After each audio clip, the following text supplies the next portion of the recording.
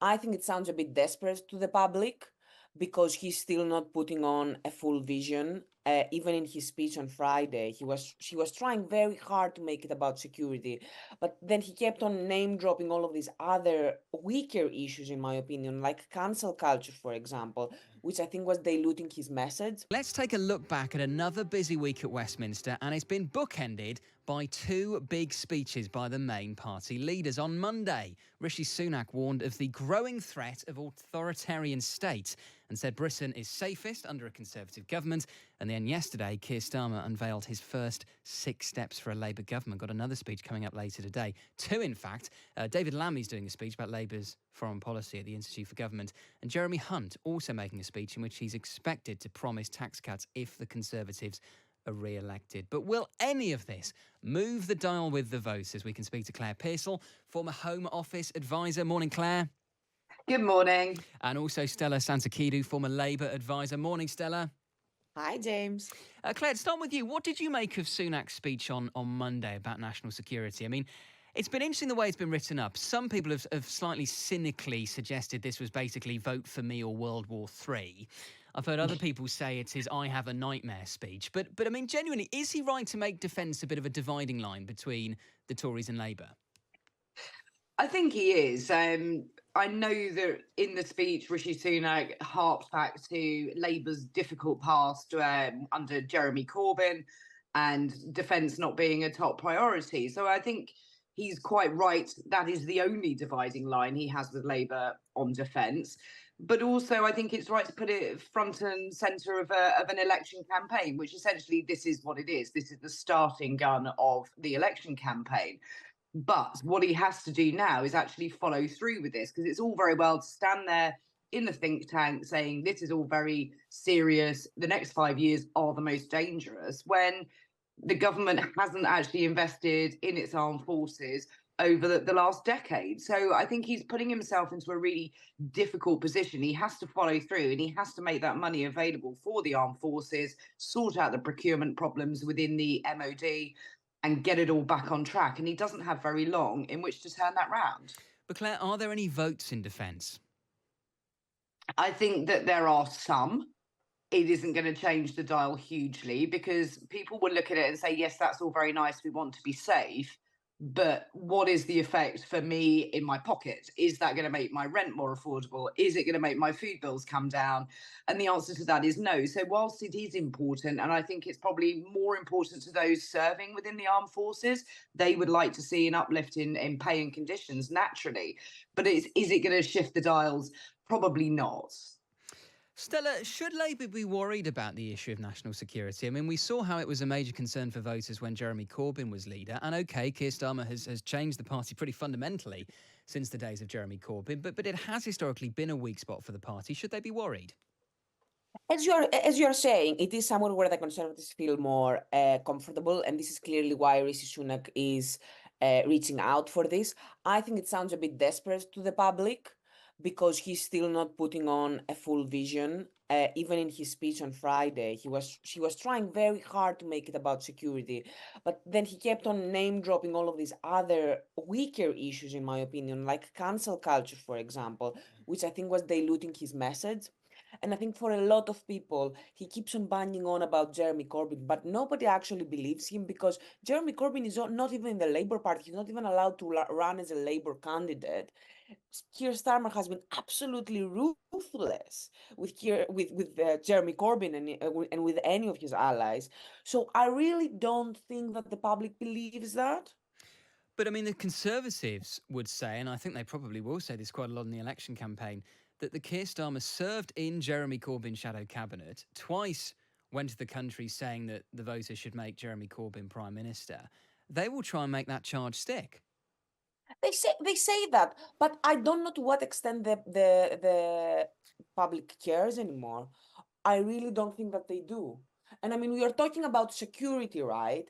And I quite agree with Claire. There may be some people who say they care about defense and who may be thinking about it when they're voting. But I think more and more people are making the connection between international affairs and defense and their top priority issue, which is the economy and the cost of living crisis and depressed wages. And I think more and more people realize the connection between energy security and defense and what role international events play on our bills. And I think this is something that we are going to be seeing more and more as more voters wake up to that. So I think that if anything, Labour, for their defense stand, they should be putting more energy into their policy, GB Energy, Great British Energy, the publicly owned clean power company that they want to start, rather than over-promising on spending more on defense, because the appetite is not there. I'm glad you And what are we mentioned. going to cut from? Yeah, I'm going to say I'm glad you mentioned Great British Energy, Stella, because it is one of Keir Starmer's 6 pledges that he unveiled yesterday. They are, number 1, deliver economic stability. Number 2, cut NHS waiting times. Number 3, launch a new border security command. 4, set up Great British Energy. Number 5, crack down on antisocial behaviour. And number 6, recruit 6,500 new teachers. Claire, it's very reminiscent of Tony Blair's pledge card in 1997, isn't it? Yes, it is, and when you look at the graphics of it, putting the Tony Blair one next to the Keir Starmer one, and Keir Starmer basically just appears to be Tony Blair without the big smile on his face. It's it's one of those things. They're very vague promises. I think that we're not supposed to call it a pledge card. I think these are mission statements or wishes or whatever. First steps, I think he was saying. Yeah. Yeah. I mean, it's economic stability. Yeah, okay, that's great. Well, what are you going to do? Cut NHS waiting times. I think practically every single MP wants to see that and stands on a ticket of that. Border security command we've got. Great British Energy. Now, I mean, this sounds all very lovely, but I think, how is Mrs. Miggins, when she's voting, how is this going to affect her personally? It's all very well to set up a company. What is the effect on an individual? And I think that would have far more impact. Crack down on antisocial behaviour? Are we just looking at little outs? Are we dealing with knife crime? What is it? And all of these things seem to be very vague and no timescale given. If he said within the first year, first term, first 2 years, whatever, I think it would have slightly more impact. And these ones feel more out of reach than Blair's pledge card did, which were very specific, didn't particularly have any treasury costs attached to them, and were quantifiable in the respect of you could point to where he'd succeeded on them because they were quite achievable and quite in reach within the first term of his government. And Stella, I've seen a few people say, well, hang on a minute, there are some massive issues that are not included in these 6 pledges. No mention of the housing crisis, no mention of the social care crisis, no mention of, for example, child poverty, traditional Labour issue. Do you think he's been a bit unambitious? No, I think he's right to brand these as the first 6 steps. I don't think he needs to put everything on there. This is campaigning material. This was a big campaigning event. This is something that they want to use on the doorstep. So they're not going to include every single issue in there. When it comes to housing, Rachel Reeves has been talking about housing as being part of the economic plan over and over again. And then obviously Labour had this new plan that they unveiled a few weeks back about building on grey zones and giving local councils more power to make more green zones available for planning. I think the issues here are targeted at the person on the doorstep. So the reason why something like antisocial behavior, which may sound small on policy terms, but it's one of the things that taxes people the most when they're on the street. I think it's one of the most visible things. In terms of putting more numbers in there and making it more ambitious, I think it's the right choice not to do that, because then you get locked in by whatever number you have put there before you go into government, and you have no idea whether you will actually achieve this or not. I think it's fairer to put a number if you're already in government and you can plan more properly. But right now, we don't even know when the next election is going to be. Basically, and that's the problem, right? It's such a big election. It's such a long election time. We're waiting for so many months.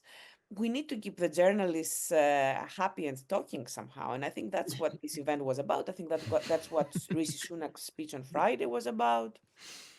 Yeah, it's a fair point. We all need something to talk about. Claire, just finally, I wanted to ask you about Jeremy Hunt's big speech later, in which he's expected to say the Conservatives will promise tax cuts if they win the next election. A lot of correspondence on this morning. Jeffrey in Havant says people will see Jeremy Hunt's irresponsible promises for what they are. They're a pipe dream at a time when we're already paying the highest tax burden since the Second World War. There will be people who raise an eyebrow because they might say, well, hang on a minute, given the state of the polls, it's unlikely Jeremy Hunt will be the Chancellor after the next election. He won't have to implement them. But is he right to promise these? I think it's not right to promise things like this. I mean, we're in election campaign territory, and I think Stella's quite right that this is the sort of the first week we've got of several months of campaigning. It's very difficult to be the Chancellor who said we need to be careful and work within our fiscal rules and be very cautious, and then say, "Oh, but if we're re-elected, we're gonna cut your taxes." So, isn't that lovely? Vote for us. So I think people will see it as the cynical ploy that it is. We'd all love to pay less tax, but we've all listened to the state of the finances of the country endlessly over the last few years, and we're all seeing the effect in our pocket. So I think it's one of those things that please don't promise this. It just makes you look ridiculous. It makes you look as if you're going out there with unfunded tax cuts, which is exactly what you accuse the opposition of doing. Claire, Stella, really appreciate your time. Thank you both so much. Former Home Office advisor Claire Pearsall there and former Labour advisor Stella Tsantekidou rounding up the week at Westminster.